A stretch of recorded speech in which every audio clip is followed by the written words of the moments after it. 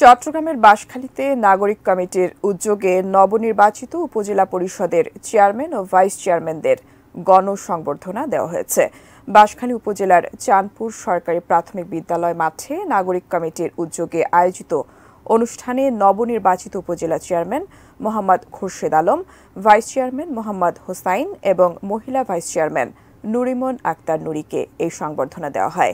এ সময় স্থানীয় নেতাকর্মী ছাড়াও বিভিন্ন শ্রেণী পেশার মানুষ তাদেরকে ফুল দিয়ে বরণ করে নেন।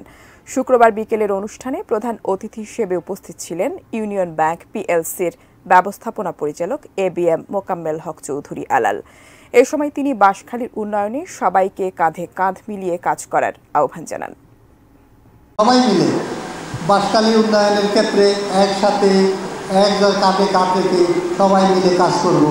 আমি উপজেলা চেয়ারম্যানকে অনুরোধ করব, যিনি আমাদের এমপি মহোদয় আছেন, চেয়ারম্যানরা আছেন, সবাইকে সাথে নিয়ে বাঁশখালীর উন্নয়নের ক্ষেত্রে যেন একসাথে অদম্যভাবে আমরা একসাথে কাজ করতে পারি।